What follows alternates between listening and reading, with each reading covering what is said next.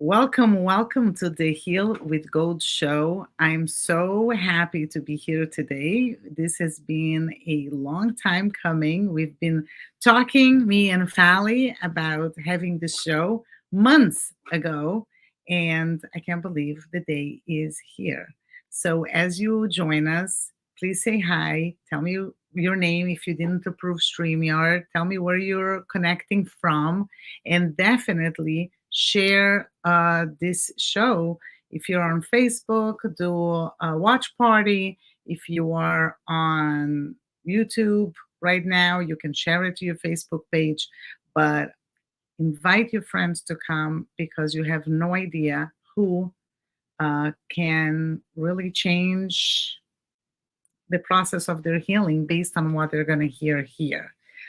So, without further ado, I invite to the stage somebody who I'm proud to say my friend, my colleague, my mentor, my teacher, uh, somebody that I admire so much. Welcome, Fally. Hello. Every time you say mentor and teacher, there's a part of me that giggles a little bit. When did that happen?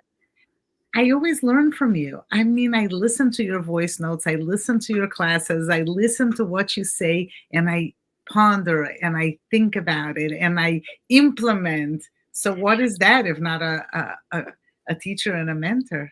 Okay, well then I have to say the feeling is mutual. Okay, I accept that. Okay, that's like a good coming place from to you, start. coming from you, it's the biggest compliment. No, I think the point is right to learn from all things and from every moment and every person. If I'm not learning from every person in my life, then why are they in my life? 100%. I am really excited about the topic. We're going to talk about psychedelics, but not only psychedelics. And I just want to start by telling everybody that I never did psychedelics. I will probably never do psychedelics because I'm sensitive to medications. I'm petrified. Just so I don't know if you know that, but I never got drunk in my life, not even with alcohol. Are we even friends? I'm telling you, never ever. But it's not because I'm such a saint. I'm definitely not such a saint. But I am 100% a control freak.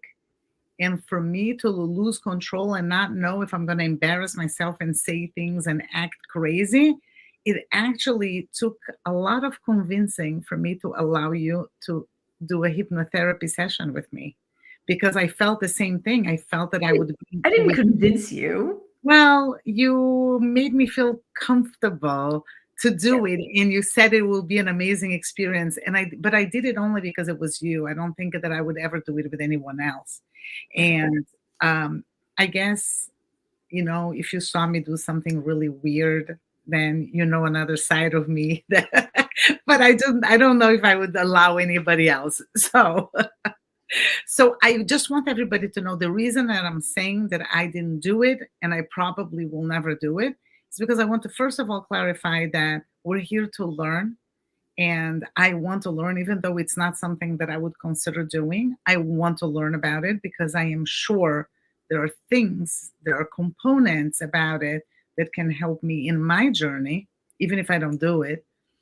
And I want everybody to know that not everything, even if it's a great fad or everybody's talking about it, it doesn't have to be for you, and that's okay. And we can be open about it and still want to be together and learn and grow from it. So I'm here as a student. I'm here to learn. I'll have some questions. Please, anybody who's here present live, if you have questions, I'm going to do my best to read them and put them on for Fally to answer. I may not post in the middle of a thought, not to distract, but I'm going to do my best so we can learn together. And Fally, please. All right. So I will start with a disclaimer as well. I have done psychedelics. By no means am I an expert or a guru compared to other people out there who are ingesting psychedelics on the daily, right? And my perspective here is maybe not one that people are used to hearing. And I'll tell you a little bit about where I'm coming from. as somebody who has done psychedelics more than one kind, more than one time, quite, over quite a few years, actually. I got into the world of psychedelics at the end of the year 2016. So I'm coming with a little bit of a long view of where this is going, not just where this is heading, what I've watched happen and snowball, but also outside of psychedelics, how it's really affecting people, right? And not just in the moment of experience, having a psychedelic experience, but when people are touting this as this is the thing, this is what's going to really take me far along on this process that I'm going through. I think I have a different perspective to offer because I have the long view. Not just do I have the long view, because I think I also have a wide lens, right? It's not just that I'm looking at it from the perspective of time. I'm also looking at it from a more holistic view of how does this affect you in more than just one area of your life?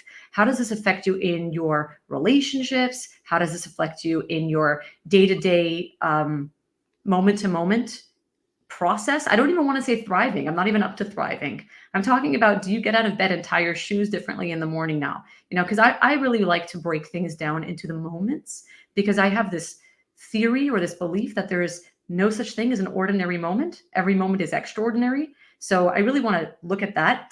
And I think that there's not enough conversation being had about the actual downsides. And I'm not a person who is I'm not pro or against any one thing. But I do believe in coming in really well equipped, and education is a part of it. And we mentioned this in the pre-show that you guys didn't have access to, but Miri and I were talking, that I actually had a fair bit of anxiety coming on here tonight, because something happened when you announced this show that I've never experienced before. Normally, when it is announced that, oh, there's a show and we have this guest and this is what we're going to be discussing, the feedback that we normally get is, whoa, I'm so excited, right? I can't wait to hear. Ever since you put this one out, and it's not just this particular piece, I'm just noticing it whenever the word psychedelics comes up, the response I get is never, oh, I'm so excited to hear. The response I get is, let me tell you about my experience. Right? Oh, you're going to be talking about psychedelics? I cannot wait to share with you about this amazing psychedelic experience. And while that's great, because we are social creatures and we do have this tendency to want to share, especially amazing things, what I'm noticing is there's almost this overall energy of push and not enough reception, receiving, listening, and integrating. And so I had concern around that coming on here, because I think that the view that I have is maybe not the popular view. And people who are very attached or attracted to the psychedelics, I don't know that they're necessarily willing or wanting to hear this. Yeah. Yeah, but I think that this community is very open to listen to ideas. I think that we're all here. Yeah, maybe some people will disagree. Maybe their experience is very different and they disagree, and that's totally fine. But I think it's crucial for growth to listen to different points of view, especially from somebody who has witnessed their own personal experience, right, over a number of years, and also other people, because you are a facilitator and you see these things from a different perspective. Taking somebody along in the process and seeing what happened to them over the long term. Yeah. And when you say this thing about people might disagree, Mhm. so yes. And what I also want to put out there is that this is not about who agrees or who disagrees. This Right. is just, I feel that there needs to be a perspective be put out there for the benefit of people really wanting information and doing their research. It's Mhm. not like I have the say, like, or the end all, I have the opinion that really matters. It's not. It's just, I want certain information that I see that this information is not getting out there. I'm Mhm. surprised that no one is speaking about this. Mhm. They're speaking about the benefits of psychedelics, and there are many, but they're not speaking about the full picture. And I'm wondering why. I'm actually slightly concerned. So there are for sure people who are going to hear what I have to say and say, well, that wasn't my experience, or I do agree, or I disagree. And that's actually not the point of why we're having this conversation. Correct. I just want to say something. I am getting some questions. I am not going to put them up right now. Keep them coming. At the end, I'll look through. But one person asked me, Sarah asked me, if this is going to be recorded. Yes, it is going to be recorded. So if you cannot stay till the end, that's totally okay. It's going to be in YouTube, and it's going to be in the Heal with Gold group, and you'll be able to share it with other people as well. So not to worry.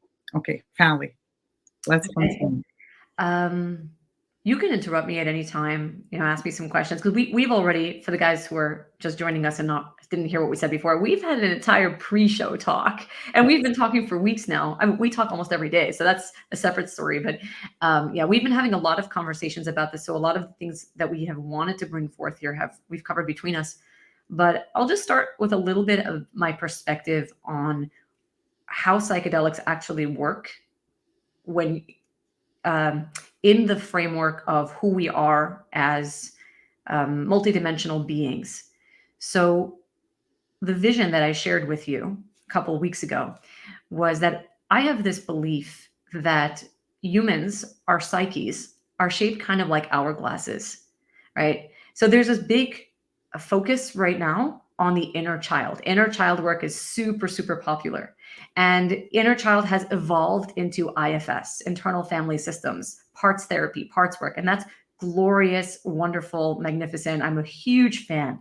But that focus is also taking people to focus only on what's going on inside. All right. And in kind of like the lower realms of who we are. And by lower, I don't mean lesser. I just mean more grounded realms, right? Internal realms. And what I believe is that humans are divided essentially, and of course, this is very basic, right, into three main parts. At the bottom of the hourglass is what you would call the basic self. The inner child is part of the basic self. It's just one part of the basic self, but the basic self is the part of self that is concerned with living in this world. It's concerned with your materialism, your survival, your day-to-day functioning, even your emotions, right? Your thought processes, your emotions, all of what it means to be human is really in your basic self. Then the top of the hourglass is what we would call your higher self. That is your spirit self. That is your potential. That is your soul, whatever, whatever perspective you're coming from, whether you're religious or you're new age or, whatever, I don't even know what psychology would call it your psyche, right? All of that is what we would call your higher self. If you look at an hourglass, the upper self and the lower self are balanced. The upper part, if an hourglass is not balanced, then it's going to fall over and it's going to crack and it's not going to be helpful to you. There are certain people who will argue with me and say, well, the hourglass doesn't need to be balanced in order for the sand to go through in the proper form and in the right amount of time. That has a lot to do with the middle. And we'll talk about that in a minute. And that is true. But if they're not balanced, then the whole hourglass is just going to topple over and it will be useless. So the upper worlds and lower worlds has to be balanced. Now that's a perspective that many people don't have, especially if you grow up religious. As I did, and I am religious, many people confuse this. They think that religion tends to promote the higher worlds more than the lower world. Like, please run to your spirituality. And that is false. That is not true because if you really study religion, and it doesn't matter what religion you come from, right, or are invested in, every religion that I've experienced has a deep appreciation for what it means to be human. And they approach it differently, right? But all religions say you must take care of your physical form. It is the vessel for your soul. You do need to be grounded. You have to work on relationships, not just your relationship with spirit, but your relationship with yourself and your relationship with others. We give charity. Why? Not just for the benefit of our higher selves, because charity is a physical form of manifesting your lower self, your basic self here on this earth. And these two have to be in balance.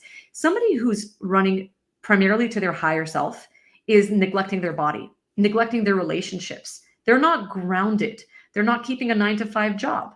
And it's nice. We like spirituality, but someone who is not balanced in their basic self, they tend to have an essence of spirituality that can be kind of fluffy, right? There's something about them that in the beginning, you're very entranced by them. And then after a while, you're kind of like, I don't know, And then in the opposite way, if someone does not have contact with their higher self, and I do not mean that you need to be religious, but I do mean that you do have to be connected to something beyond just your humanity, right? Just your basic human form. If your basic self is very, very broad, or weighs more than your higher self, then this is a person who's only invested in materialism. And we know how empty, and I mean, this is the Heal with Gold Facebook group. I don't really need to say more about that. So, idea number one is that these two selves must be balanced. Then comes the third self, and the third self is the conscious self. And that is the narrowest part of the hourglass, which tends to surprise people because we focus so much on our consciousness. And as thinking, communicating beings, we pride ourselves on our logic, and we try to overcome our basic self with our logical self. And actually, in the form of the human psyche, that is the narrowest part of the hourglass. And that serves as a function to act as a bridge between the two worlds, right? That takes that sand through the time. And by the way, all three of these worlds have their own relationship to time. The lower world, their relationship to time is immediacy, now, because it's all basic, it's all survival. I need dinner now, I need bedtime now, I need instant gratification now. The upper world is not concerned with immediacy, it's concerned with eternity. So it also only knows now, because with eternity, there's past, present, future, they are all the same thing. So both worlds only really understand now, but one in the form of immediacy and the other in the form of eternity. The center world, the narrowest part, is the one that understands time, past, present, future, and perspective. And we need that one. We need that very narrow bridge between these two worlds to help us make sense of how these two worlds integrate. And the way an hourglass works is sometimes one is on top, sometimes the other's on top. Sometimes you're going to be a little more spiritual, sometimes more physical, right? Now, what happens in psychedelics is for a very brief window of time, we're taking that narrow bridge, that narrow waistline, and we are eliminating it. We are relaxing the conscious self. Does that mean that you lose consciousness in psychedelic experiences? No, not necessarily. But your conscious mind is supremely relaxed, expanded, so that your upper worlds and your lower worlds can merge. They can become one. So immediacy and eternity can become one for a very limited window of time. And that can be an amazing experience when you're stuck. I'm a parent, and for anyone who's a parent, you probably know how stressful some of these parenting issues are, right? And you think, oh, your kid got suspended or, got kicked out of school or whatever it is. And you're like, this is the worst thing to ever happen to our family. And then you get this moment where you can see it from the perspective of eternity. And you're like, in 6,000 years of humanity, this is really not the biggest thing to ever have happened. This kid's going to be fine. I'm not a bad parent. What this kid needs is love. And there is definitely a benefit to sometimes being able to merge these two worlds. And that is when people are speaking about the benefits of psychedelics, I think this is what they're speaking to. We can talk about the other side later, but I want to just first set this and hear what your perspective is, knowing that this is the baseline. This is what people are coming to when they approach psychedelics. It's fascinating because I think that you get a certain comprehension of certain things, of view that otherwise you wouldn't, because we are separate. Our understandings and desires and perspectives are so separate. So it's a fascinating concept, one that I'm fascinated from afar. From afar, with caution. Don't challenge me. I might just get you there. No, I don't think so. No, but I want tell me a little bit more about the experience of somebody who does. First of all, tell us about the different psychedelics. Let's wait on that first. Okay. Yeah, so okay. I'm just curious. So yeah. Okay, so take us there. Okay. So I think also what you have to understand is that when your conscious filter is out of the way, not only are these two worlds merged, your five senses work differently as well. Your five senses merge. We see with our eyes, we hear with our ears. When you're taking that conscious filter out, your senses process sensory input very differently. So I come from a family where quite a few of us have synesthesia, where we see sound. I don't particularly see sound in the way one of my children does, but I sense sound. It's one of the reasons you'll always see me in a hoodie, because I feel sound on my skin. I think a lot of sensory children. actually do. And I think that's what people don't understand about sensory kids. They're processing sensory input in a very different way than you are. So when people experience psychedelics, they end up having these amazing experiences of being able to see sound as colors, right? Or hear vibrations that they've never been able to tap into, experiences nuances of their partner's tone inflection or body language, because our filters have either turned off or become much broader. So we're just absorbing way more than we normally would, and that's a very enriching experience. It can be an overwhelming experience, but it's I was also a just very I was rich just going to experience. ask, for somebody who is sensory, or like people that have some, sound is too much for them, like it could be a very scary experience. It absolutely can, and that is why knowing which psychedelic to engage with and having the proper facilitation and preparation and integration is key. Somebody on another podcast, I actually did a podcast with Mayor Kay, the Great Day podcast, about a year ago, and he asked me, he just kind of threw it in there, didn't give me any prep. He's like, "Well, what do you think about psychedelics?" And my immediate response was, "Well, what do I think about amoxicillin?" I'm a fan. I'm really glad we don't have polio today because we have penicillin. I'm really glad that we don't die from strep throat. At the same time, am I rushing to take amoxicillin? No. Also, I have a child that is allergic to penicillin. So you give a child penicillin and it can be lethal, right? So when someone says, "What is your opinion on psychedelics?" we have to also remember that psychedelics are a chemical.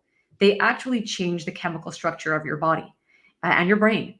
And that is something to truly consider before engaging with that. And I will come back to your sensory question in a minute because I'm just getting there. We had spoken just before we got on here that, if you ever listen to a song and it just put you into a mood all day, and it could be a song that you haven't heard since you were in high school, and all of a sudden you hear that song and all that teenage angst is coming back towards you, and that's just vibration. That's just a song. Imagine what happens when it's not vibration, when it's a chemical that is affecting the chemical balance of your body and your brain and everything that comes on top of that. So it really does have a profound impact on you. So yes, you do have to know that different medicines, and psychedelics are called medicines these days. I'm kind of out on the fence of if I like calling that medicine. I hear that. In the 60s, they called it drugs. Now we're calling the same things medicines. I think it's just about the era and the perspective and the attention that you're coming in with. Yes, they will have a different effect on you. Okay. So ayahuasca is a very popular one. For many people, it is a little bit of the gateway today. I'll say marijuana is the gateway, but it's almost such a gateway that it's not even considered a psychedelic, right? So we're not even going to talk about that one. But I feel like a lot of people, especially in my circles, that's ayahuasca is the way they're coming in. Ayahuasca has very much a group energy to it. It tends to get done with other people. There's a lot of connecting to spirit, to oneness, to nature, to the unity of all things.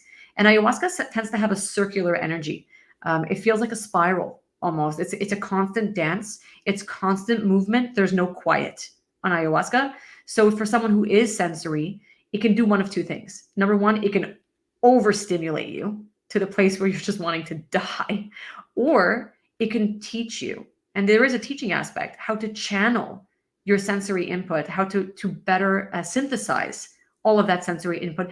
But in order to do that, it requires a strong sense of self and a strong sense of consciousness to be able to engage and yet surrender at the same time. People think that surrender is complete nullification. I think that's called giving up. There's giving up and giving in. Giving up is just like, I'm done. That's victimhood. But in order to really be successful with any sort of psychedelic experience, you can't give up. There's a process of giving in. It's a humility. And there's an engagement that you have to be busy with. So again, I can spend 2 hours just talking about ayahuasca itself, but I'm trying to keep it short. Then you have psilocybin, and people have, there are different kinds, right? Even with ayahuasca, there are different brews coming from different places in the world, and they'll have different strengths, or some have more visuals, some have more internals. Psilocybin, shrooms, mushrooms, um, feels a little more chattery, um, almost like, for lack of a better word, you hear the voices in your head, all the programming that you have, and positive and negative. It's almost like you can sense energy patterns very, very quickly. You can sense people's thoughts almost before they speak them, because we don't realize how much we actually transmit before we speak. And I feel like the shrooms are more of a repatterning, right? To be clear, I have not done like LSD or Cambo. I haven't done a lot of these. I'm just speaking to my own experience. My favorite by far has been MDMA, which is not a natural medicine. There is a similar version, MDA, which is sassafras, but my favorite was MDMA, because what that one does, it floods your body with serotonin, which is the feel good chemical. And it's, there's dopamine, serotonin, oxytocin, and endorphins. Those are your four feel good chemicals, and they each serve a different purpose. So endorphins are more the high that you get to escape pain, like your runner's high. Then comes dopamine. Dopamine is your natural reward system, right? Like when you achieve a goal. Serotonin is the one that rewards you in the face of others, right? When your friends are like cheering you on, or you graduate and your family is there to see you graduate, that's serotonin. And then there's oxytocin, which is the one that, that's the mother hormone. We hug our children and we release oxytocin. So the MDMA releases a lot of serotonin, which is a lot of joy and love, especially in relation to another person. So it also tends to be a group dynamic, works very well for that. And the reason I loved MDMA was because it makes you feel really good in your body, versus ayahuasca and shrooms tend to not always make you feel good in your body. There's a purge aspect to that. And for people like me who've struggled being in my body most of my life, I mean, I'm a 2-time cancer survivor. So that, that is something that I needed to work on for myself, was very wonderful for me, but also the quiet. That's the medicine that for me is very quiet in my head. And for me, I'm sensory to sound, right? So to have my whole internal system just be super quiet and super focused was quite lovely. And it makes you also very appreciate the sounds and the sights that you do experience on that medicine. So those are kind of the different types and how they would, how different sensory people would respond to that. And again, this is by no means a comprehensive overview, Fascinating. So tell me about, we talked about the preparation and the integration and the faults with the idea that people are going after psychedelics because they think it's the answer, it's the solution, it's the resolution, it's like a quick fix, or they can achieve it in ways that they can't achieve through years of therapy. And but what about the preparation and then the integration after? How does somebody uses this for their benefit, and is there a void in the business because people are facilitating this, but are they there to follow the person along how they're implementing the Yeah. experience that they had? I'm going to go off on a little bit of a tangent to answer this question. Um, Someone is also asking, I see a question popping up about microdosing, and I'll just answer that super quickly. Microdosing is basically the same experience that you're going to get in a much kinder, smaller format. Mhm. I hear people talk about it as simple as like, well, it's like taking a vitamin, or drinking caffeine. I'm not a believer in that, and I'll tell you why. I mean, we've discussed this, and we'll probably get back to there again. I'm still a believer that you have all the tools you need. Your breath can do that for you. You can do this naturally. So again, I'm not against psychedelics, and I have so much gratitude for my personal experiences with it. And like I said, I'm going to do it again, right? But there's a way to do it. And if you're going to do microdosing and you've been encouraged and you are being facilitated in that, I mean, I don't think anybody should be engaging with any of this without real guidance by someone licensed. Now, licensing is complicated because psychedelics are not yet approved, other than ketamine. Um, but what I mean licensed is I don't think that people need to be under someone licensed for the care of psychedelics, but more for their general care. I think people are just making decisions for themselves without checking in with someone who actually knows them and can see the bigger picture for their life, right? It's kind of like when I was on chemo and my doctor was telling me, you're going to get a lot of well-meaning people telling you, take this supplement, take that supplement, but that actually may interfere with your chemotherapy. And he said, I'm not against natural medicine at all, but not everything, there are contraindications and not everything should be taken together, and make sure that you're working with someone that can really guide you, right? And I do prefer someone licensed. I just think that is something to be busy with because, yeah, people work hard for their licensure. It's not insignificant when Mhm. people say, hey, I have the credentials to back myself up. Are there terrible people out there with licenses? Absolutely. There are terrible charlatans in every business. And I think it's everyone's responsibility to do their research. And if something doesn't feel right when you're working with someone, I don't care how many credentials they have and how many diplomas and how many books they have behind them. If something in your gut says that it's off, just quit. Work with someone else. You don't need to excuse yourself, right? But to answer your question about, I was, as you were asking the question, my brain was already going in a different direction. So I know what I wanted to answer, but can you just clarify the question just quickly? Because my brain Do fog just took over. do you want to put this aside and talk No, about what you were thinking? no, No? no. I know what I was thinking, but I wanted to, it's in relation to your question. I just wanted to be reminded quickly of your question. Okay, I'm talking about the preparation to Yes. do it and then the integration afterwards. Okay. So I'm going to go off on a little of a tangent, which is kind of what I said before. And I'll tell you a little bit about my introduction to all of this and what really informed my perspective. Okay. In 2016, somebody had introduced my husband to the idea of doing ayahuasca, and he was very intrigued by it. Now, I'm a little bit like you. Well, a lot. I'm a control freak. I do not like losing my veneer in public. Like even a moment ago when I needed to ask you to repeat this question, like that's my worst nightmare.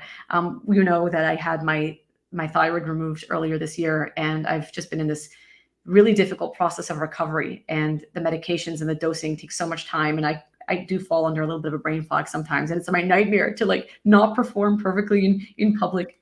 So when my husband started researching, this was still very hush hush. It was like, don't tell anyone that you're going to do psychedelics, right? We're not talking about this. And he really put in, my husband's a researcher, so he put in like hundreds of hours of research. This is not a joke. And at that point, it wasn't like you could take it in your backyard where your next door neighbor became a shaman yesterday and now is serving everybody on the blocks, psychedelics. So he had to fly out, out of the country to do this.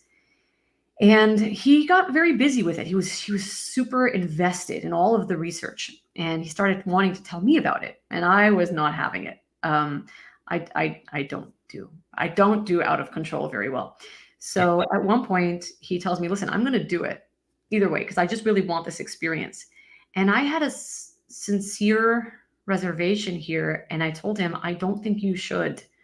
I don't think you worked enough on your trauma, serious trauma, serious background stuff that, in the past had come up for him. And it really put him into a very dark place, where he even, I hesitate to use a word that's very strong, but almost like a psychosis, like an emotionally generated psychosis. We're very touchy in the world of mental health today, being very careful with words. And there are different kinds of psychosis, right? There's chemical psychosis, but then sometimes when you're in emotional overwhelm, you can also go into that place where you're just like, I can't think.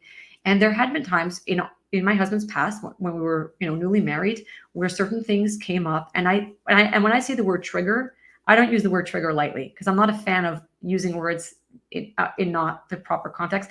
I'm talking serious trigger, like serious PTSD. And I lost him for quite some time because of that emotional psychosis. And I told him, I have a fear. I have a fear that if you're going to open yourself up in that sense, this is going to happen to you. And he said, no, it's not going to happen to me. It's fine. And I said, listen, you're a grown adult. And I had to voice my concerns, and you go and do that. So he did. And then he got stuck in another country, unable to come home, because he actually went into that extremely traumatized psychosis right? I'm uncomfortable with the word psychosis. Like we have to find a, destabilization, whatever. We have to find a better word for this, but that's the closest thing that I can really describe it as. And it was a nightmare, getting him home and then nursing him back to mental health. Um, and and the craziest part was I had this, I didn't want to say it, but it was almost like I told you so. Right. And he looked at me after a couple of weeks after he was getting back to his stable place and said, "How did you know?" And I told him, "Well, I've been in this work for a long time. And, there is a reason why your conscious mind keeps these two worlds separate. Ideally, you want these two worlds to really just flow beautifully back and forth. But if they don't, there's generally a reason for that. And the reason is right there, and the work that has to get done. It's kind of like if we think about the hourglass, a lot of people say, well, the hourglass figure, right? And you're in fashion and everyone wants that hourglass figure. And people will do some pretty crazy things to get that hourglass figure. And, people will do the band or the sleeve, right? Those weight loss surgeries. Yeah. But if you're also not going to focus on nutrition or going to the gym, then eventually that sleeve is not going to last forever, right? It opens up just that short window for you, but the work actually has to get done. And that's what I felt. I said, just my years of work, what I've seen is that it's the work that works. The psychedelics is just a moment. It's just a blip. But if you're going to take that belt away, right, before you're ready, mixing those two worlds might be chaos. It might be a nightmare, especially if, like I said, psychedelics opens a short window of opportunity for you. And it can be beautiful. It can also be chaotic. But what gets you through, right? Because even in the best experiences, you'll have some dark moments. And what gets you through those dark moments is the knowledge is that eventually this experience will pass, and then your conscious mind will fall back into place, and it will have the ability to sort through these pieces. But if you've never worked consciously on your development, on your process, on your trauma, then you can't rely on that to come back for you after the psychedelic experience.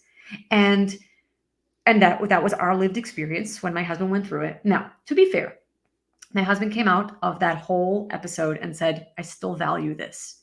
I still think it was a valuable experience. I want to do it again." And I told him, "I will not support you as a wife and also as a facilitator unless I know that you're really doing the prep work here in the physical world, right? The mental work, the emotional work, the physical work to prepare you for another experience." And he did it. Okay. And he heard that and he took it. And then he did another experience and it was beautiful. But then he came back to me and said, "I want you to do this." And I said, "No, this is not for me." And he says, "I don't want you to make a judgment on it until you've tried it." And I did. And I heard that, and I did it with him. And I had a profound experience, and it was my first of many, right? And I had a profound experience. And then with all of that, I can take a huge step back and say, all right, I had my fears. We had the downside. I had the profound experience. Now what's my perspective? Now, my perspective is, and also I've been in this for since 2016. My husband's story is not an isolated case. I'm hearing this more and more. There is, I don't even want to call it a downside, but there are very real things you need to think about before going into something like this. How strong is your consciousness? How strong is your muscle of integration? And you don't know that unless you're willing to put in the hours of preparation. And by that, there's a journey that you take. Wow, I hate saying those words, but there's a lot of, there's a deep process that you need to go through mentally, emotionally, physically, spiritually, on all levels.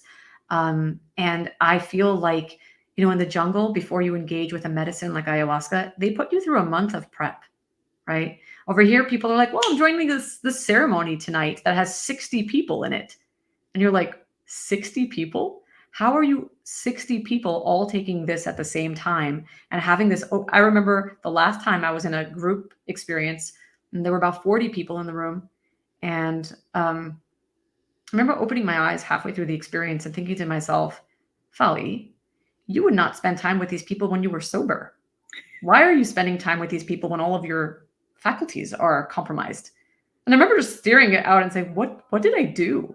Like if you asked me out for coffee, I would seriously consider if I wanted to spend my conscious waking time with you going out for coffee. Do you think I want to spend my unconscious time with you as well? That's a serious thought. So when psychedelics have been around for thousands of years, but there's a process and there's a ritual that is expected when you engage with something like that. And that's what I'm not seeing happening. So when we started this conversation, it's not me being like positive or negative towards all of this, but there is a certain appreciation for the whole process. And the preparation is a very, very big deal. Now, what do I mean by preparation? We just passed the Jewish holiday of Shavuos, which is the time we celebrate the Jews having received the Torah.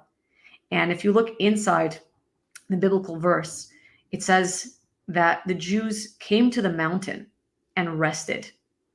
And it's such a weird thing if you think about it, because you would think they're getting the Torah, like God is going to speak to them, like he's going to meet with them. And you would think they would be running to the mountain. But the Bible says, no, they rested. And only then did they receive. And I think that that's a key element that we're missing in this world of people being desperate for some sort of magic pill. The work that we do before going into psychedelics is a work of rest, of being at rest. So we cleanse ourselves. You eat good foods. You work on your relationships. You make sure that you're not watching TV. You're not filling your mind with media, right? You try to make the days and weeks leading up to your experience very restful. Why? Because it's only when you're open and restful that you can receive. If you're desperate, think about what desperation does. It's an outward energy. It's an outward push. You can't receive anything when you're desperate, right? So I'm seeing two different kind of people engage with psychedelics. The people who have the ability to rest and prepare, they go into psychedelics and they have meaningful experiences that they can integrate. And then they go home and they actually integrate that. They work with a therapist long term. They make commitments as a result of what they've learned and they keep to them. And they're not flying into their next ceremony, into the next experience. It's kind of like, right, like I said before, no one gets off amoxicillin and says, oh, I can't wait for my next round of amoxicillin. They say, thank God the amoxicillin cured me or helped me heal. And now let's work on my nutrition and my health, so that next time I have antibodies and I don't need to go through this. So people who are able to do that prep and come in at rest have these very meaningful experiences and then take the time for integration. That's not what I'm seeing in the larger conversation of the way psychedelics is being handed out like candy. It's just like, take MDMA, it is going to heal you. There's no preparation. There's no research of like, does this work with your brain chemistry? Do you understand what the process of coming up out of an experience is like? If you take MDMA, you're going to be low on serotonin for quite a bit of time after your experience because your brain just got flooded with all its natural serotonin.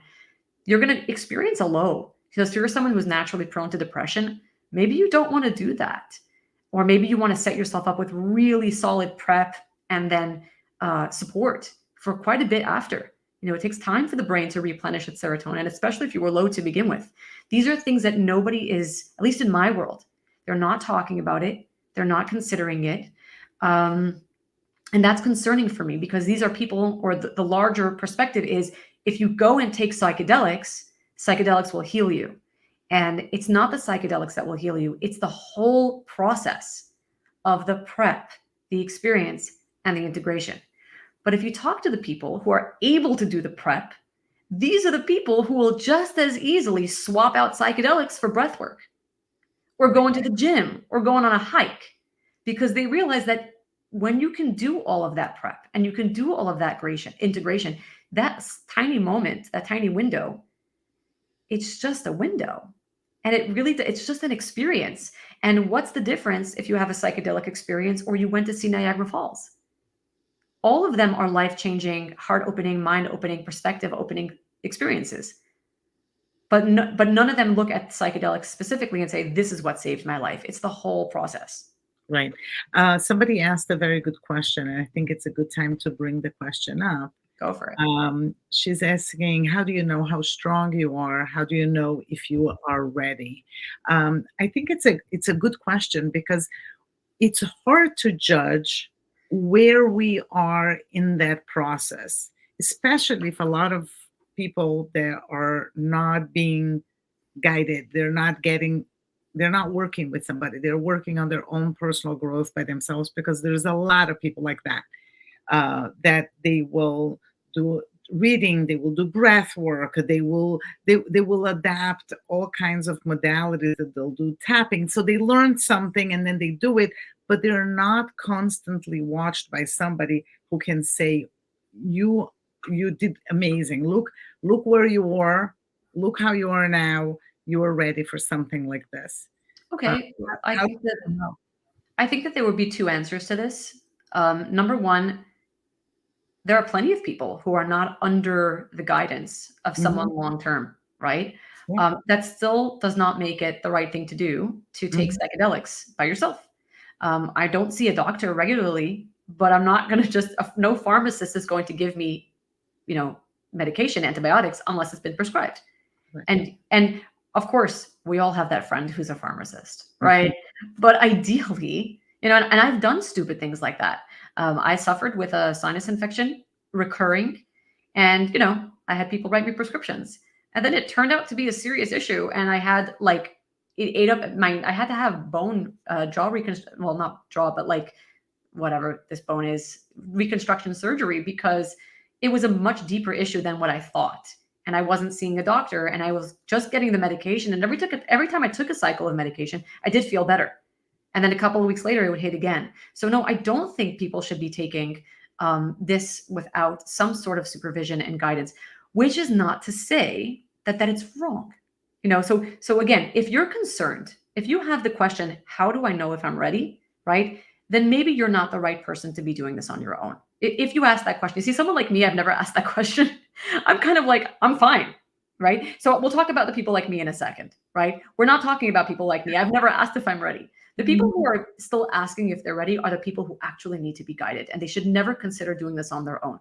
Um, and by guided, I mean really guided. Work with a therapist for a couple of months before, and you can let the therapist know, I have an intention to engage in a psychedelic experience. I would like to do that this August, which means from now till then, I would really like to speak with you, process things, and you can be honest and upfront about it, right? And then take have your experience, and then do another couple of months of processing and integration. Please trust me, any psychedelic experience is going to give you so much. There's a lot to process afterwards. When somebody now was just telling me about a woman with I'll just give you the backstory. I had a therapist, a psychologist call me about a woman that he was seeing in his practice.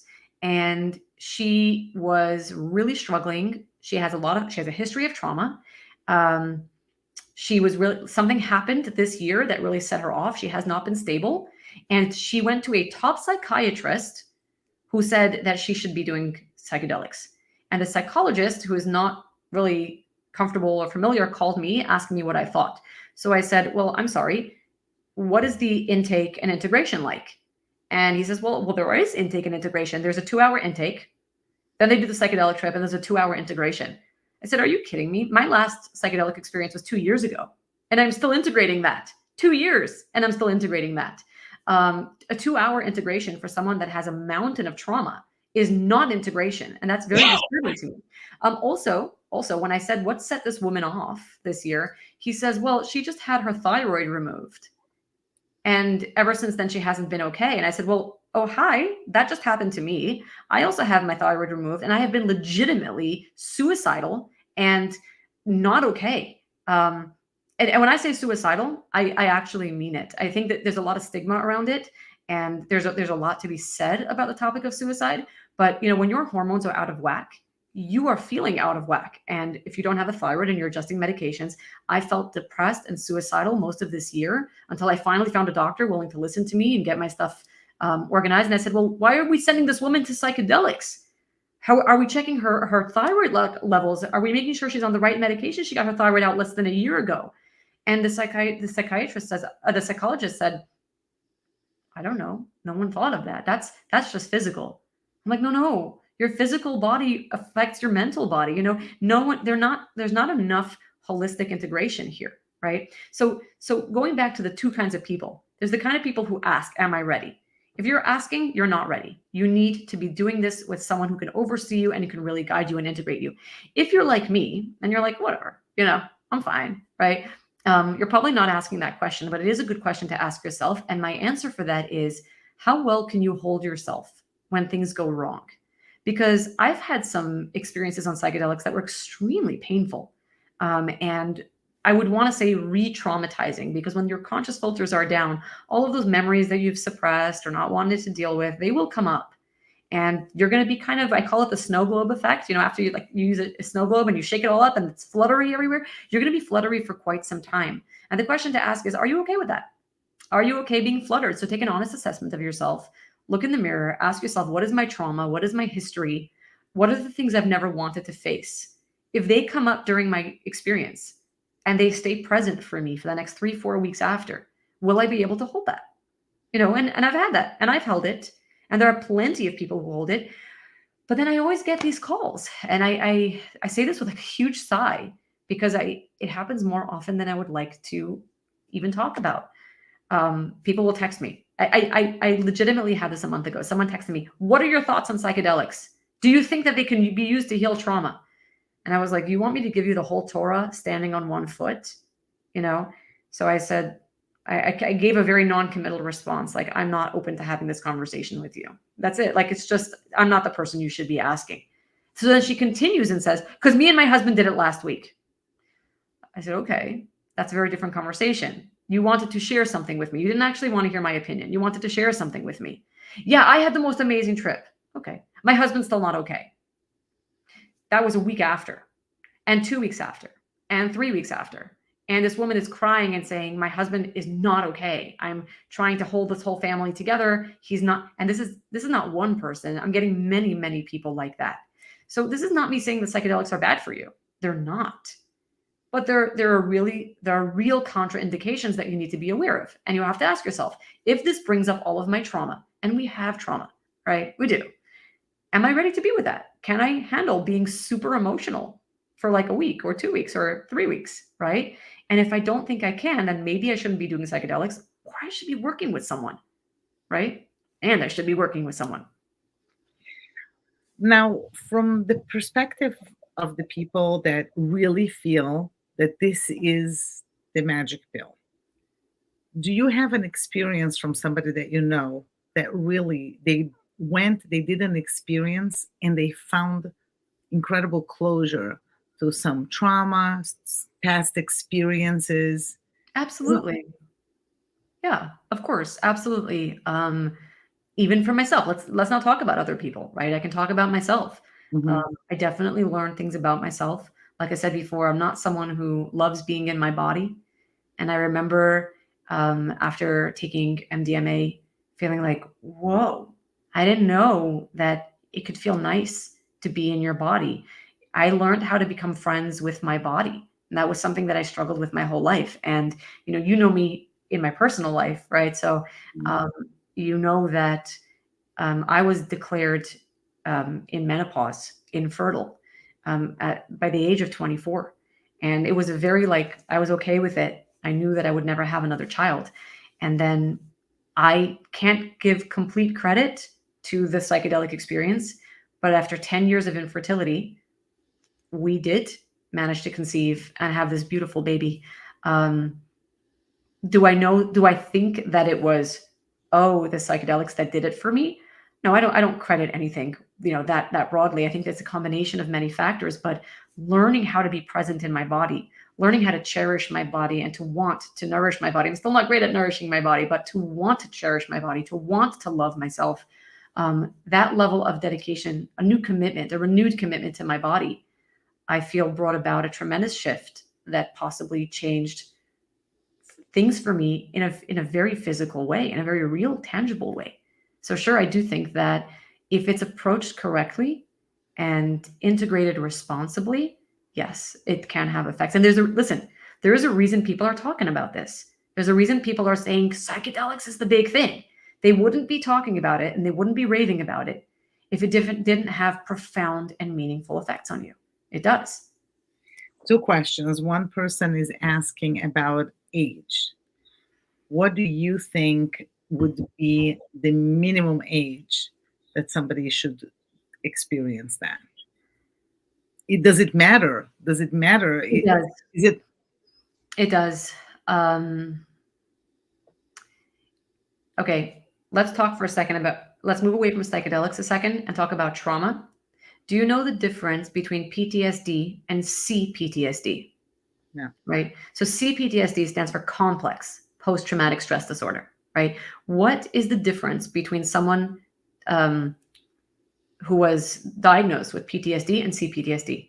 PTSD happens when there's one isolated incident, right? That if someone gets into a car accident, right, or even goes into a war zone, which means they have this fully developed consciousness, they have this fully developed conscious self.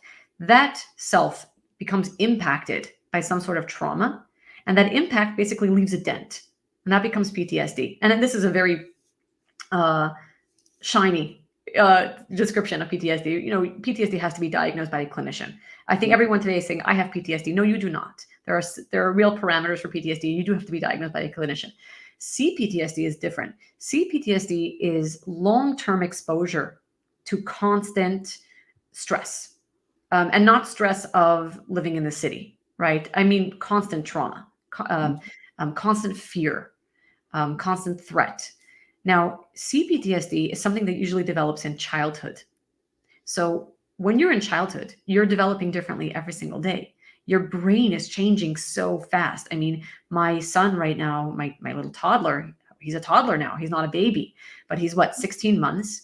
And these last 16 months have been incredible, right? How much a baby grows in the first year of his life, and the first 10 years. And then really you're growing so much and you're developing and changing so quickly. So when someone goes through trauma in a developmental stage, their brain literally develops around that trauma. And so PTSD becomes the circuitry of the brain rather than just a dent in the brain, right? And that's the difference between complex PTSD and PTSD. And that's why the approach to working with them is very, very different. So I have the same approach when it comes to taking psychedelics. If you're under 25, you're still developing. Your brain is developing. I don't feel comfortable giving developing brains any mind-altering substances. Now, is one bout of psychedelics going to ruin you? No, every kid smoked weed or whatever. You know, we all experimented. Well, not you because you don't like getting drunk, right? And not me because I don't like getting drunk either. But you know, we experiment. We've all experimented with crazy things, and it's fine. You want to dabble, that's okay. But if you want to go into this from a psychotherapeutic approach, is it the correct approach for someone under the age of 25? I do not believe so, because I think your brain is still developing. And if your brain is still developing, I'm not a fan of putting mind-altering substances into developing brains. After, again, you have to also know yourself, right? Does that mean that you should never? I mean, I see clinics administering ketamine to 17-year-olds. I'm a little appalled. I don't know that that's the correct. I mean, they're also giving, gender transforming hormones. What am I saying? HRT. Exactly, to minors at this point. So I'm very hands off about this. I can't say I'm not going to be the person to say, hey, smoking a joint or taking some shrooms when you're young is going to ruin you. It's not.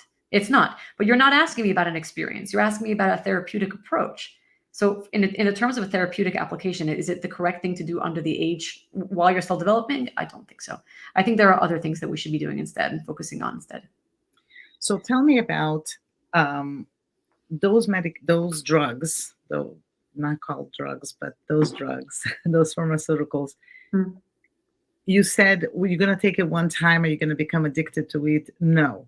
Right. But I think that there is an element of becoming addicted to the benefits, right? If you have a beneficial experience, now, even if you didn't become addicted chemically, you can become addicted to the journey that you go through, the experience. Yeah. And so how does that work? Because people can become addicted to this. Right. And I think that's the other part that is a real red flag for me. Like I said, you don't come off amoxicillin saying, I can't wait for my next dose of antibiotics. Nobody does that. You see, I'm going to go back to that hourglass that I used in the beginning.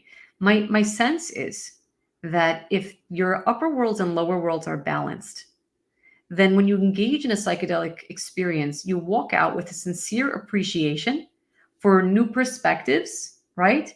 But then it's a sincere desire to integrate that perspective. When someone's worlds are out of balance, okay, so let's say someone's lower basic self is kind of underdeveloped, they tend to enjoy more the spiritual self. They take psychedelics and it's spiritual bliss. So after their experience, what they want is more spiritual bliss, because they do not want to come out of that psychedelic experience and go back into their body, their very unregulated body or unnurtured or nourished body, right? So they just can't wait for the next experience, because they view that as like, oh, that's the real world, right? The spirit world is the real world. And the reverse is true as well. Someone who has a very underdeveloped sense of spirituality and a very overdeveloped sense of their physicality, right? They love psychedelics too, because like I said, psychedelics are a super sensory experience. So sound becomes crisper, right? On LSD, all colors become brighter, and you're just like, whoa, like this world is amazing, you know? And that was actually the way I learned this, was because I'm not the body person. I'm this, I call myself the, like a maverick mystic, you know? So, and when I took psychedelics, I went straight up mystic, and I was like, "Wow, this is amazing!" And my mistake was in thinking that everybody has that same experience. That psychedelics make you spiritual, psychedelics make you mystic, and then I watched some friends take the same. Well, I wouldn't say friends, put it that way. They're not friends. I am learning very carefully to, not everybody that is in my life is a friend. People who were in my life took psychedelics, and I observed and I held space for that. And it was the worst experience of my life. It was loud. It was obnoxious. It was noisy. It was like, it was gritty. It was, in other words, low. Like, not like, it was just, I didn't understand it. It was very base. And I felt almost offended or betrayed by the experience. And then I realized the experience just heightens where you're at. So if you're a person who runs for, spirituality, it's going to heighten that. If you're a person who runs for physicality, it'll heighten that. So when you're saying this, someone who becomes addicted, right, to going back, that tells me that they're out of balance. Something is not correct. So I can feel, I understand the drive to run back to an experience, especially if it was a lovely experience. But if you're running back to something, you have to also ask, what are you running away from? Psychedelics is a new world. It's a different dimension. Yeah. But in order to go to psychedelic experiences, you're going away from your 9 to 5 job, your kids, your relationships, your ability to just be present, to breathe, to enjoy life as it is, right? And again, there's nothing wrong with engaging in that experience if that's what you would like. But this need to keep perpetuating it is usually an indication that something is unbalanced inside of you. And that requires more work that I don't know that psychedelics can give you. I think that's work that has to be done on the conscious plane. Yeah, that's. So I want to talk to you a little bit about integration. Mhm. Because I think that the integration would look very different for different people. Yep. And a lot of it depends also in what came up in the experience.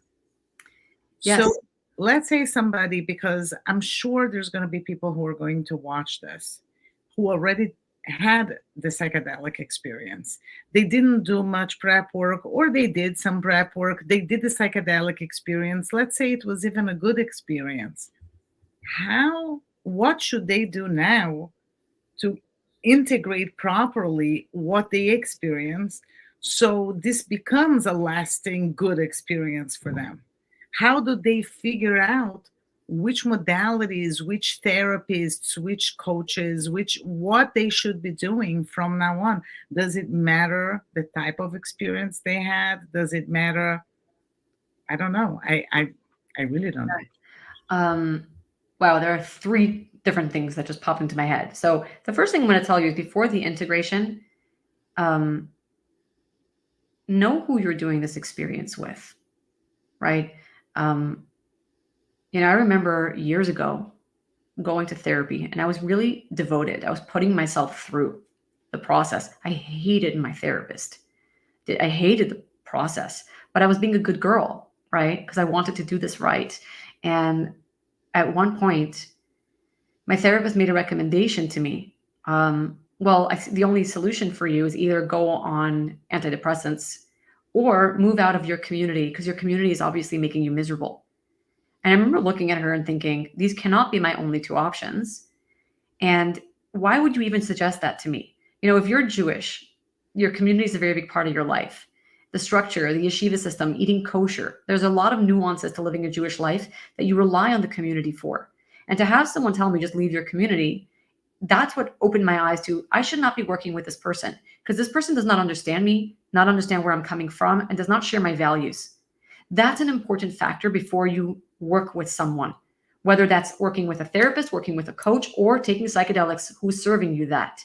Do these people share your values? That's going to be very important in any sort of preparation, facilitation, and integration work you're going to be doing. Ask yourself who you're doing it with. It's a very, very, very big deal. That's number one.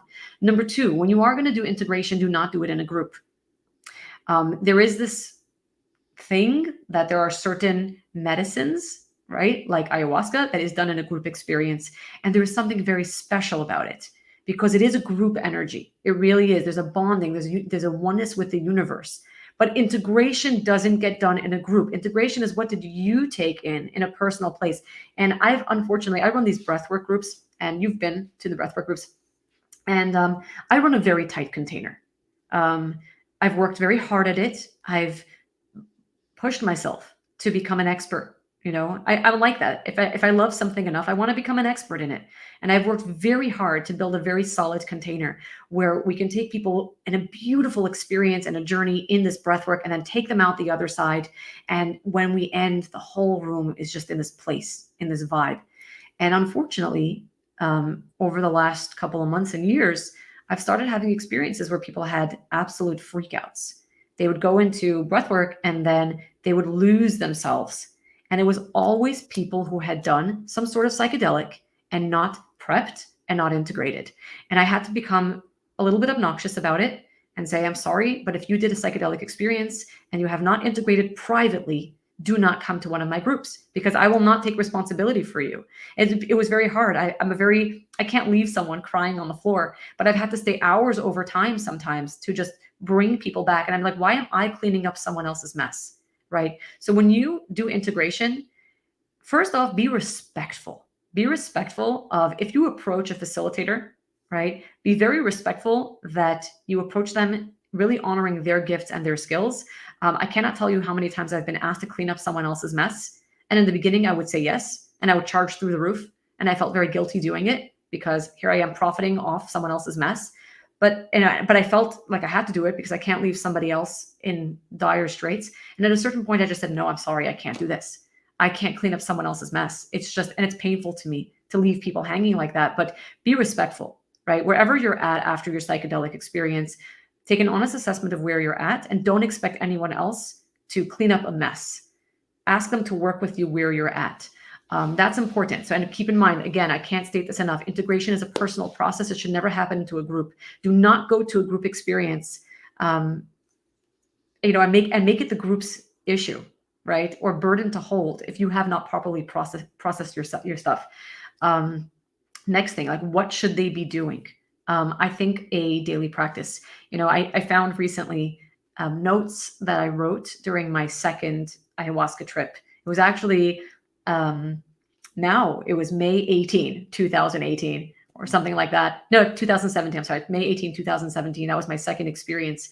And I had written notes furiously throughout the night, which is, not always do you get that. Some psychedelics really take you out and you can't write. But that particular experience, I had the ability to write. It was fascinating to me to read over the things I wrote 5 or 6 years ago. They're exactly the same things I'm dealing with right now. Wow. I have evolved, but I have not changed. And that is such an important thing for people to know. Psychedelics are not going to change you. You're still going to be you, and you're going to be dealing with the same stuff in a year from now and in 5 years from now. And that's why integration is so important. People are running, they have this amazing opening, right? When they have an experience like that and they can't wait for the next opening and the next opening and the next opening. And I get that. We're chasing the high, the healing high. But the integration takes so much time. The stuff I wrote down 5-6 years ago are absolutely still stuff I'm struggling with today. One of the funny things I can share with you is I wrote, do not eat potatoes. Potatoes weigh you down. Yes, not every insight that you get in psychedelics is going to be absolutely very profound. Sometimes you're going to be like, oh my God, God is everywhere. My spirituality and my appreciation of godliness has definitely expanded tremendously. I've always been a godly person, but psychedelics gave me a deeper appreciation for that, and I am grateful. But sometimes you're going to get really weird insights. Like in my last ayahuasca journey, I got a very clear message that I had to throw out my dishes. Did I you? hated them. Yeah, I did. I was glad. I was glad that came up because I've hated my dishes since I got married, and I just kept them out of some stupid sake of sense of loyalty. And I was like, yes, that was it. And so my biggest movement out of that particular trip was get rid of your dishes. And now I have a lot of free space in my cabinet. I'm truly grateful. So people also don't realize that not everything you're going to get into from a psychedelic experience is going to be very meaningful. So one of the things that I wrote 6 years ago is stop eating so many potatoes because potatoes weigh you down. I'm a potato girl. Like I can eat fries every night. It's 6 years later, and I know that potatoes are bad for me. Like I'm pre-diabetic. I don't care. I love potatoes. So why am I using this example? Because potatoes are such a low. Come on, it's such an easy thing. You get a message, stop eating potatoes. How hard is it for you to stop eating potatoes? Right? We're not saying be nice to your husband. We're not talking about the hard things in life. And if 6 years later, you still haven't managed to figure out how to kind of curb your love for potatoes, what makes you think that the more difficult and meaningful downloads that you got in an experience, like approach your spouse with more vulnerability, right? Approach your child with more kindness, meditate more. What makes you think that you'll have gotten all of that integrated if you couldn't get potatoes integrated? So when people are running to their next, psychedelic experience, I understand the desire to be in that realm of openness. I do. But if you ask me, do I believe that continuous engagement is really beneficial in a therapeutic context? No, because I'm looking at this from the long term. I see people 5 years later, 6 years later. I can't say that they've necessarily made any inroads into the more serious, processes in their life. Yeah. I think that they say there's no pain, no gain, right? I think Right. that the experience of going through the process of integrating, even if you didn't do psychedelics, right? Just integrating as a human, because what is integrating is being a whole being, right? Not focusing only on one part, but you are trying to keep the equilibrium between your full self. I think that process, it's painful. It takes time, it takes effort, it takes money, it takes commitment, it takes prioritizing you ahead of other people and making time for it. But I think that when you do it, I mean, there is a value, that work, that sweat, blood, and tears that you put in order to integrate yourself.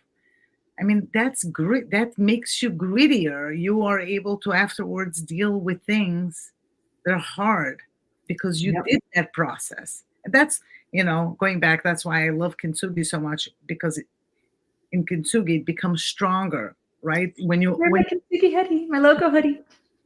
When you mend yourself, right? When you put the pieces together in the ceramics, in the art, when you use urushi and you do the proper process, if that piece falls again, it's not going to break in the same places. You're going to break in other places, but it's not going to break in the same places. Yeah. And I think that lesson is like, wow, if I can do the work, even if you do it in areas, right? You can't completely fix yourself in every area at the same time, but you work on something. If you do such an amazing job, if you devote the time, you're stronger in that area. Yeah. And there's such value to it. And I think maybe I like maybe I think that the process is so valid. Now, I just want to say something to anybody who is here. Usually, our shows are an hour long. I did tell Fally that we are not going to be looking at the clock, and we're not looking at the clock. And I just want you guys to know, feel free to leave whenever you want, join whenever you want. But I think it's an important conversation for us to not feel pressured to end. You can put more questions. I just want you all to know that I don't have my reading glasses here in the I can front read the comments. to read it because I cannot figure out the longer ones. I cannot figure out. So Fally, you'll help me. But I just Mhm. want to say something. We'll read a little bit about what you guys wrote and answer. But I want in almost like in this second part of this hour event, I, Our hour our event. hour. I would like to talk a little bit about some other modalities. Especially, I would love to speak a little bit about family constellations. Ooh, yeah, sure. Okay, but the, you do the reading. Yeah. You're my daughter, so your eyesight is still good. All right. Okay. So someone is commenting here that it takes something like kana to open the heart chakra first so that one can allow love and healing in. This is the key initial step after participating in and facilitating many journeys for 15 years. So I'm in full agreement. This is part of what we're talking about in terms of the prep work, right? It's not something that you should be jumping into. Um, I feel it's important to understand your sovereignty and then how you can have an interdependence with others in a healthy way. And yes, I cannot agree with this more, but I feel like psychedelics is not the place where you discover your sovereignty, right? You need to practice sovereignty in order to really fully and meaningfully engage in a psychedelic experience. And I think that, yes, psychedelics can really hone that for you and show that for you, but that is something you need to work on before. I will tell you that before I engaged in my first experience, I was so nervous, especially having seen what my husband had experienced. And a friend of mine who was not even Jewish had texted me the day before, the day of, and he says, "Fally, I just was thinking about you today. I, I did some ayahuasca, and you came up in my ceremony, and I was like, oh, that's random. Well, not random at all." And he says, and the reason you came up in the ceremony is because I was having a really, really hard time, and I heard your voice in the middle of the session, and you were telling me how to breathe, and you gave me like a mystical Jewish um, perspective on how to breathe. And he says, and I just wanted to thank you for that. I was like, I was not aware that I visited you during your trip, but maybe you can tell me what I said.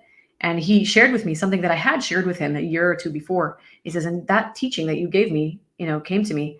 And it was, and it was so fascinating that he gave it to me, right? And he shared it back with me as I was going into my journey, and it really helped me. And it was an art of breathing along with um, one of God's names. It's a Jewish Kabbalistic concept, but that really gave me my sovereignty. Talking about sovereignty and being able to hold yourself and be with yourself, that is such an important factor, right? And are there people who go in not having that? Sure, and that's their process of getting there. And I think before our soul comes down here onto this earth, we already agree to the lessons that we're coming here to learn, but we don't always know. We're not always privy to, are we going to learn these lessons in a healthy and loving way or in a really rude awakening kind of way, right? You can learn about love and forgiveness by being raised with love and forgiveness. You can learn about love and forgiveness by being raised with abuse and choosing to love and forgive. So I think people can learn about their sovereignty by practicing, by really learning and growing, or by being tumbled into a place where you just lose all of yourself and have to pick up those pieces in a very painful way and drawn out way. And I want to help people not have to go through that, right? All right, going to the next one. Reading The Untethered Soul and The Surrender Experiment beforehand, it's a great way to prepare. Yes, those are two books by Michael Singer I'm a huge fan of. He also wrote another book. No, it's on my reading list somewhere. I don't remember. Living Untethered. Living Untethered is a new book. Big fan. But also The Presence Process by Michael Brown as I think an excellent way to prepare. Presence Process is a book that takes you through 10 weeks of breath work. If you want to know how to prepare in a way, if you're one of those people who feel super confident going into this by yourself, that's the book you need, right? You read the presence process, you do 10 weeks of teaching yourself how to breathe and stay present, or, do 5 weeks, and then the other 5 weeks will be your integration weeks, but that's also an amazing way to stay tethered. Yeah.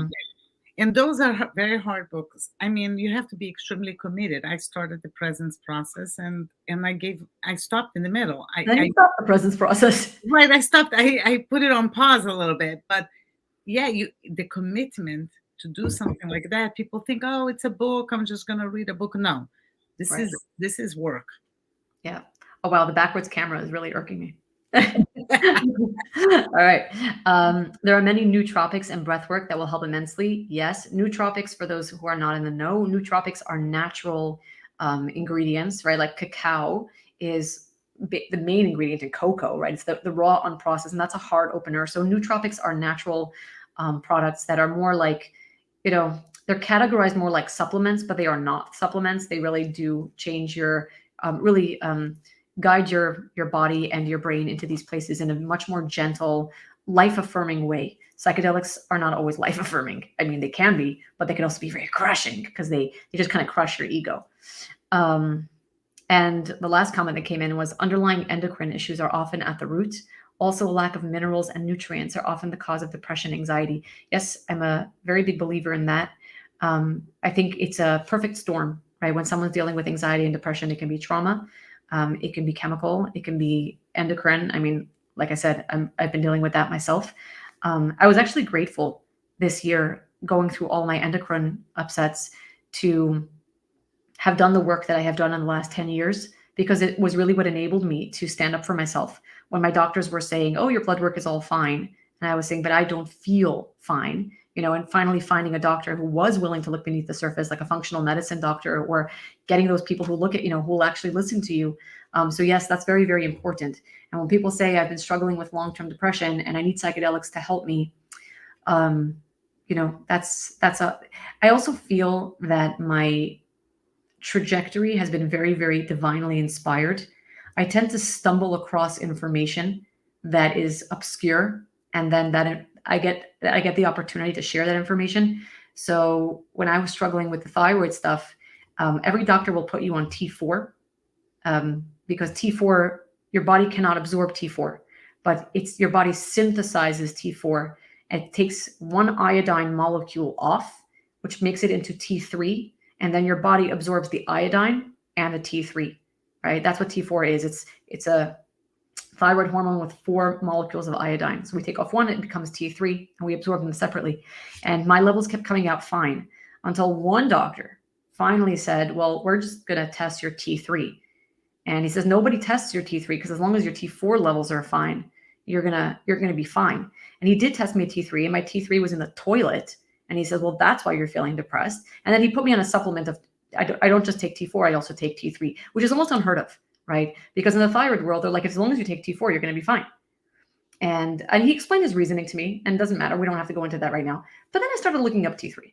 I started looking up, like, what is this, medicine that is changing my life?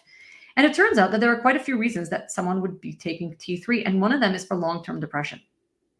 And when people are, depressed long-term and they've taken every medication and it's not working, I understand why their next approach would be run to psychedelics.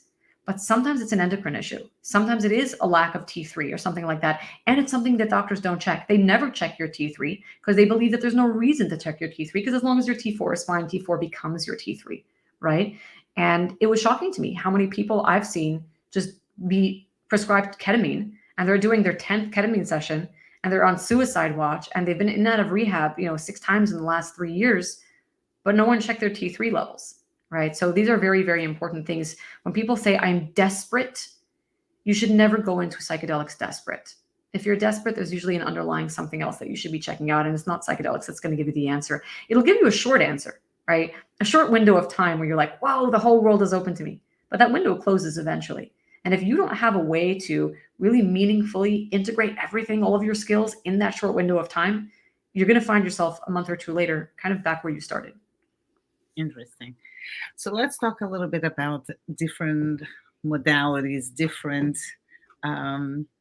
Well, you know that I'm fascinated by family constellations, like beyond. We're already an hour and a half in. I'm like, you want to start family? We can talk for 4 hours about family No, no, constellations. we're gonna have to talk about that at a different time. But I just Oh, want, you just did that again. what I already booked you for the next time. I You hear just you. give me a date. But I think that there was so much there. I was present when when you did a family constellation, and you even told me it wasn't the best family constellation. Uh, It wasn't the best one I had ever run. You're right. yeah, and but to me, being the first one that I've been, I almost felt like it was psychedelic. I mean, and it was the most bizarre thing. It was a, I don't know, it was life changing experience to Yeah. witness, to understand how this works. So give us just a little bit about it, because I think it's important for people to know that there are other alternatives to Mhm. open this world and to figure out, to heal from specific traumas, past history that left a mark. There are other things that people are not familiar with. Okay.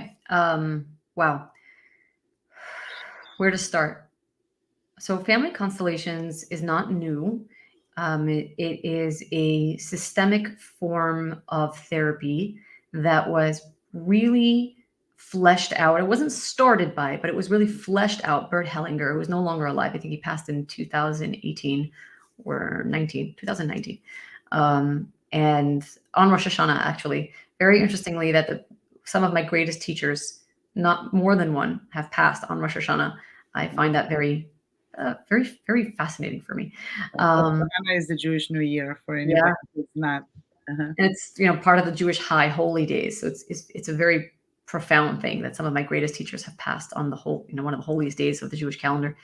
Um, and what he realized was that a person is a product of their system, right?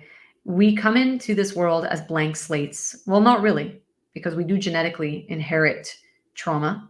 There's the whole science of epigenetics that is really popular right now, of how your DNA is actually affected by your beliefs, right? Your DNA is a code, but which switches in your DNA get turned on or off are affected by code readers. They sit on the genes, and that's the study of epigenetics, not genetics. Um, and he realized that people tend to skip people for a second. If you ever watched a school of fish and they all swim together, right, as if they have one mind, or a flock of birds, they fly together and then one of them turns, but they all turn at the same time. How did they do that? They're not exchanging words or calls. How did they know? Now, what they're in touch with is something called the morphic field. It's an energy field, almost like a magnetic field, that any um, conscious, right? And conscious, we're also talking plants, right? They have a consciousness to them. Any living being, it lives in relation to what we call a morphic field. Now, what a morphic field actually looks like is, think of yourself as an electrical being. You are electric. Your heart is an electrical organ, so is your brain, and so is your nervous system, right? Actually, all of matter is electric. Every atom is made up of electrons that move super fast so as to appear solid. So, at its core, we are actually electric beings. And if you think about how electricity works, if you think of yourself as an electric being, you not only are you pulsing with electricity inside of your body, you're pulsating that outside of your body at all times. So you're radiating a current that probably extends around 6 feet on either side of you, and the front and back of you. That's what we would call your auric field or your toroidal field. Different approaches will call it different things, but they are all essentially the same thing. Okay. So just think of yourself as exuding this electrical force all of the time, right? And we relate to each other by virtue of our electronic forces. So, when we say we manifest, well, what does that really mean? Well, my frequency attracted your frequency. So even though we don't know each other, we've kind of drawn each other into our lives, right? And because before me and you ever met or verbalized, our fields kind of found each other. And that's the morphic field. You're in relation to every process or human or being on this planet through the morphic field. Now, animals are extremely in touch with the morphic field. They sense it. They communicate through the morphic field. Humans do too. We're like radio towers. We're always beaming off signals. Our problem is that we're not tapped in. So we are communicating. We are sending vibes to each other. It is the language right now. They're vibes, right? But we just forgot that we live in a morphic field. Also, our morphic field does not look as pretty as the morphic field of birds. They all swoop together. Humans do not. Well, actually, we do, but we do not have the level of symmetry as the animal world. Why? Because we are out of balance.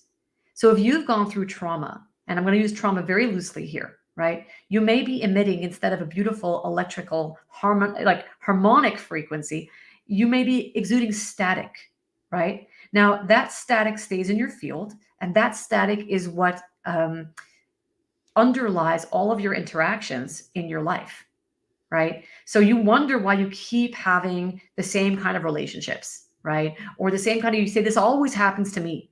Well, it's that static in your field that actually is drawing that in. By the way, I just realized as I'm blabbing, I realize I have this thing here that can prove to you how we are electric beings. Have you ever seen this? No. Okay, so this is called a lightning rod.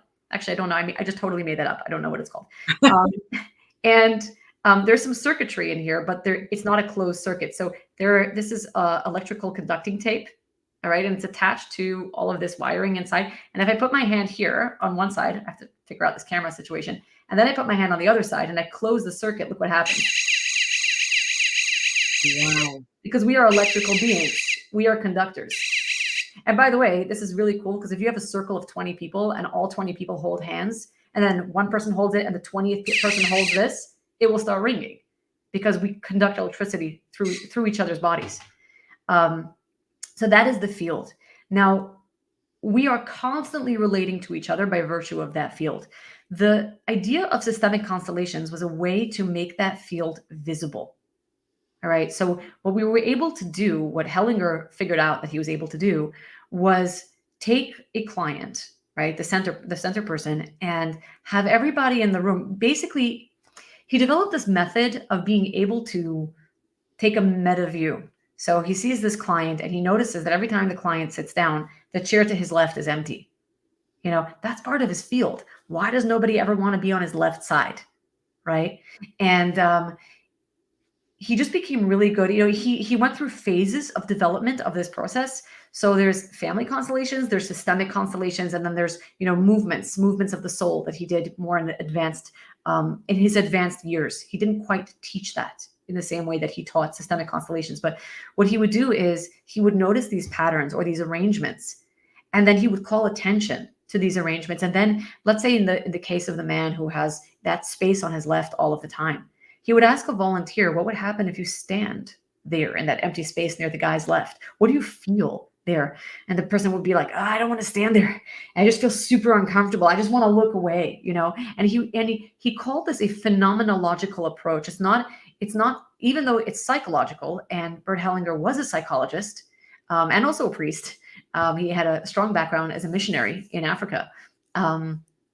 He really called this a phenomenological approach. He says, I'm just reporting on the phenomena that I see. And I'm curious if that I keep reporting this, what can we really bring to light just by reporting what we see? And it's been fascinating. I mean, that's the basic premise of all of this. So what you emit into your field is a couple of things. Number one, your own trauma, right? But also your field is generated by your genetic coding. And your genetic coding has been generated by your parents and their parents. Right? So there's a lot in there that you carry, loyalties for your parents, for your grandparents, that you wouldn't even necessarily know until somebody can point them out to you in your field. Yes. And it's an incredible experience. It is almost like mystical. Like it's Very much. I just want people to do their research. There is family constellations, there's breath work, there is sound, those bats. There's so many modalities. And I just, I'm curious to why people would run to take to put something chemical to their body before experiencing. Not maybe it's not going to help them, but maybe they're going to hate it. Maybe they're not going to connect with it. That's okay. So they can try different things, prepare themselves, and then see if really psychedelics is for them. And I'm not judging anybody. I mean, I'm like, you do you. If it's good for you, if it makes you feel better about your life and about yourself, I go ahead. I just sometimes worry very much about those external products that we put in our body, and we don't know how it's going to affect us long term. You know, going back to the constellations piece for a bit, the key element in constellations is not just bringing to conscious awareness what is out of alignment, it is putting it back into alignment, right? Mhm. Yeah. Now, the beauty of this work, the more I do it, is that the alignments are often very subtle. It's almost like a chiropractor, right? Mhm. They have this, like, it's just this one movement, whew, and all of a sudden, your breath is easy and your spine aligns. And I think what people are not recognizing, especially in this rush to take psychedelics, and other, very invasive modalities, is that the movement that you're looking for is very kind. It's very small. It's stop eating potatoes and throw out your dishes, the dishes that you anyway hate. It's not divorce, right? Mhm. Or convert to another religion. It's not that. It may be part of your future. I do not know, but that's not what this journey is supposed to bring you to, right? These kind of awarenesses. And the beauty of what we do in other modalities, right? Let's bring it to family constellations. Is there's, especially if we talk about the morphic field and how it exists, there is a sincere alignment towards life, towards what is life affirming. So, when someone has a pain or a tumor, right, somewhere on their spine, that they're going to be forced to bend over, to hunch.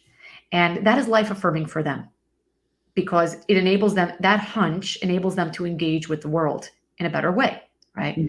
But if you remove that tumor, it is no longer life affirming to hunch. And quite naturally, what the spine is going to want to do, it might take some time, but it's going to want to straighten. Mhm. Right. And the process was just removing that one, like, chink in the armor. And what everyone is doing, I see, is like straighten your back, right? And they do some tai chi and do some yoga and do some surgery. And maybe it's just like, ooh, there's like a little misaligned disc and we just have to align it, and then we put everything into alignment. I think the run towards psychedelics is, people believe it's fast. People are looking for powerful movements, and I've been guilty of that myself. And I have chased down the pipe dream, right? Only to learn that if you didn't put in the work, nothing quick and lasts long. And in fact, sometimes it has repercussions. Um, when you build a house, you want to build it quick or you want to build it right. And when you build it right, you pour a foundation and you spend more money and you take more time. And if you build it quick, you'll move in there quicker, but you're going to be spending the rest of your life doing repairs, right? And you're going to be paying higher insurance premiums because you built your house out of wood instead of bricks. Um, it's your choice. And I don't think that there is a right or wrong way to do this, but it does. We really do need to be educated. Yeah. Sally, I can't thank you enough. My pleasure. I already booked you for the next one where we're going to really talk about family constellations, what it's like, because I really want people to know. I do have to tell you, though, that you realize that if you get me to talk about family constellations, we have to let your audience know it's going to be like a religious discourse, because you can't talk about family constellations without talking about the Ten Commandments and God. Okay. She's like, let's just do it. We're up for it. It, All it right. was, it was from my personal experience, and I was present only in one family constellation, the one I did with Fally, and I was just a participant. I wasn't the person who was receiving the family constellation. It was a mind-boggling experience. It You know, was. I have to say something about that experience. When I say it wasn't the best experience that I had ever run. There was Mhm. a reason for that. The center, right? The participant that was being processed was not really open to the process. And I think it's very important to bring this in here, because everybody in the room was there to support this person during their process, and they weren't ready. And for whatever reason that could be, right? We can talk about, was it ego? Was it stubbornness? Was it fear? What were they just not ready? Sometimes they're just not ready, right? And there comes a moment where the room finally realizes this is as far as we can go, right? And that was such a powerful room. We had about 20 people in the room, all focused on this one person. And how long were we there? About 3 hours? I think it was more like 4. It was probably 4. Okay, I'll go with that. We lose kind of all sense of time when Yeah. we facilitate this, because it is kind of eternity that we're touching. We were probably focused on this one person for 4 hours, and it's very sacred. There's not a lot of talking. There's just, like I said, phenomenological. What do you notice, right? We're noticing movements. We're noticing feelings. We're noticing facial expressions. What do you notice? What do you notice? What do you notice, right? There's a lot of just reporting, not conversations, but a lot of reporting. And with all of that attention and all of that energy and all of that time, there was a moment where we had to say, this is as far as we go. Yeah. Now, with all that, you found that extremely moving, mystical, and powerful. Yeah. But in the larger scope, that was as far as we can go. And I have to bring that back to the psychedelics. Psychedelics will not take you further than you are ready to go, willing to go, and able to go. So again, if you're not going to do the prep, if you're not going to work on your humility, if you're not going to work on your openness, if you're not going to work on your support system, on being vulnerable and trusting, right? Then what psychedelics is going to do is one of two things. A, it probably won't take you where you want to go. Or B, it might take you where you want to go and blow past every barrier, every resistance possible, and it's going to scar you. Because we saw that in that room with the constellation. There was a moment where the whole room was like, Yeah. you can do this. Just say it.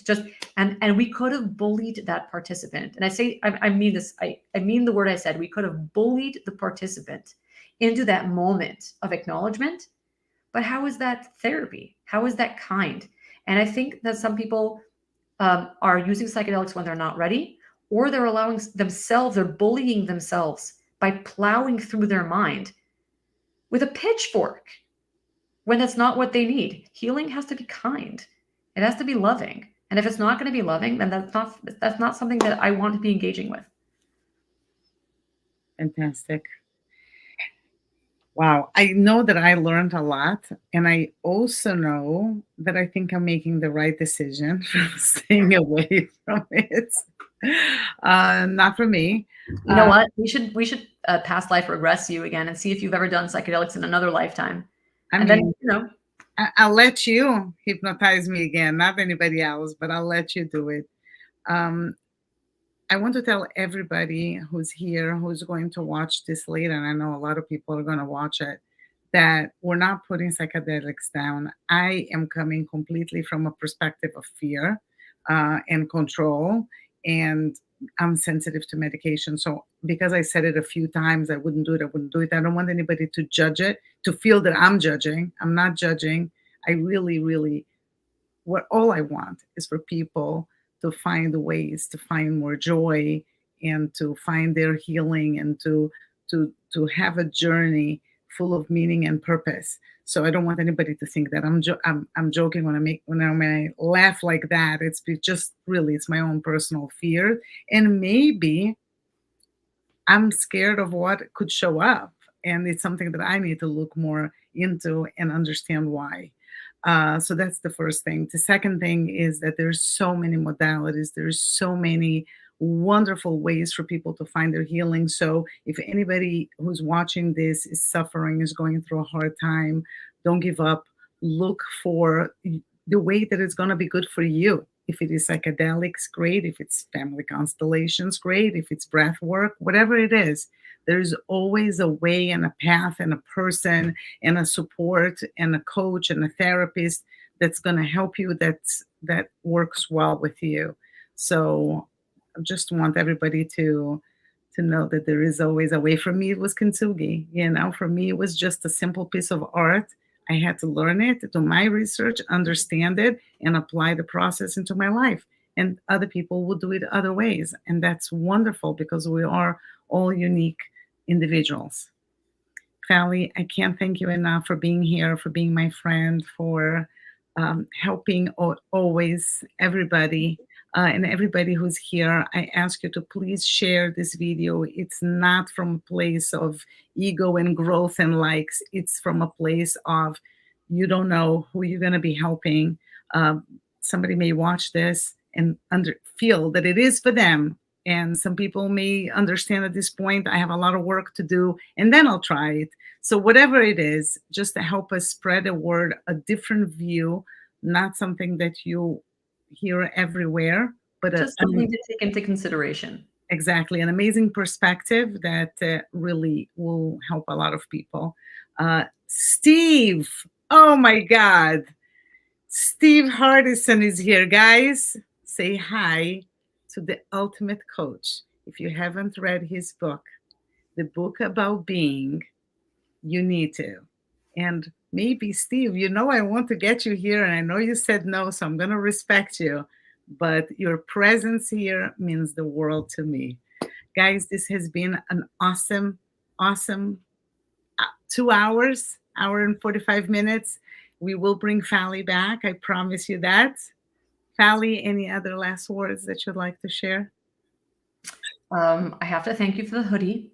I will say, it's amazing to me how people don't know the power of, I know they're on the Heal with Gold Facebook group. I just don't know if people really understand the power of being in these clothing. I know it's 85 degrees.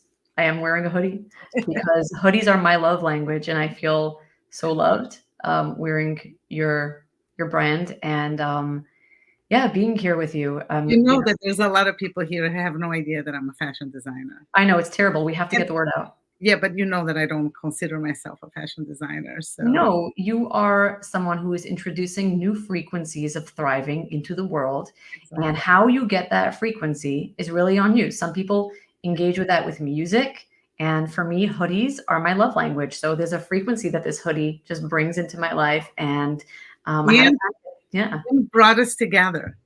Yes. That's what brought us together. It was your clothing line that brought us together. And I am forever grateful. And also, I just do have to say, having been pregnant, I wore your clothing from 98 pounds to 150 pounds, and that your dresses took me through the whole gamut. So your stuff is just like size inclusive, lifestyle movement inclusive. That's a free ad right there, guys. Yeah, I didn't ask for it.